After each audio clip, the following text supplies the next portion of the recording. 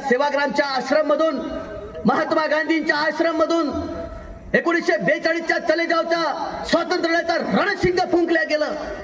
लोक लढत आहेत, संघर्ष करत आहेत, तुरुंगात जात आहेत, ब्रिटिशांच्या लाठा आणि गोळ्या छातीवर घेत आहेत.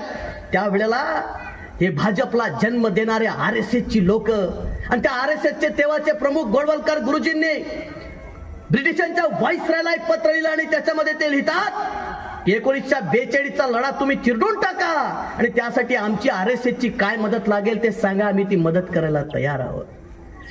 रे भाजपवाल्यांनो, कुठल्या नाकाने कुठल्या तोंडाने तुम्ही भारत माता की जय म्हणताय?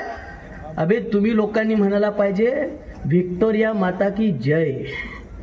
तुम्ही लोकांनी म्हटलं पाहिजे ब्रिटिश माता की जय, कारण तुम्ही त्या नाऱ्याचे वारस आहोत. भारत माता की जय या नाऱ्याचे वारस आम्ही लोक आहोत. आज अमर भाऊंच्या प्रचारामध्ये आपण फिरतोय, वनवन जातोय. माझ्यासारखा माणूस या प्रचारात काय? मी काही काँग्रेस राष्ट्रवादी पक्षाचा कार्यकर्ता नाही. अमर भाऊ काय माझे नेते नाही. मग माझ्यासारखा एक इन्कलाबी विचारांचा, क्रांतिकारी विचारांचा तरुण हिथं का काम काढतो?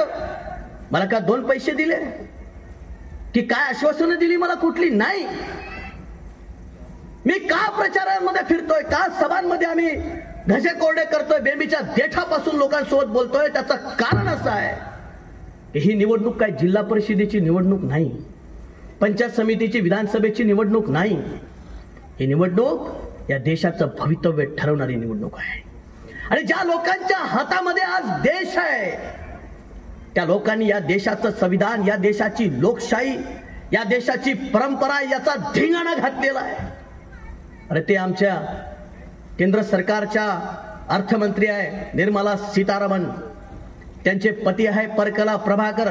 त्यांनी काल परवा पत्रकार परिषद घेतली आणि त्याच्यामध्ये सांगितलं की नरेंद्र मोदीला जर या निवडणुकीमध्ये जर बहुमत मिळालं तर या देशामध्ये 2029च्या निवडणुकाच होणार नाहीत. हे मी किंवा काँग्रेस किंवा राष्ट्रवादीचे नेते म्हणत नाही, या देशाच्या अर्थमंत्र्यांचं पती म्हणतात. आपण समजलं पाहिजे ही किती गंभीर गोष्ट आहे. अरे आमच्या लोकांनी रक्त सांडून हा देश जर स्वतंत्र केला, भाजपच्या लोकांनी नाही केलं.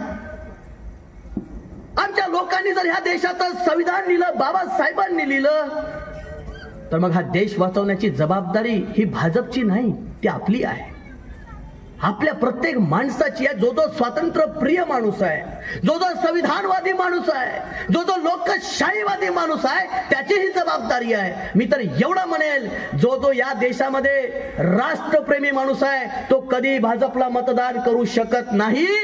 तो मतदान भाजप विरोधी शक्तींनाच करा. ते लोक या देशाची लोकशाही पाळणारी असली पाहिजे आणि आहेत. आणि म्हणून आम्ही अमरबाबूंच्या प्रचारात आहोत.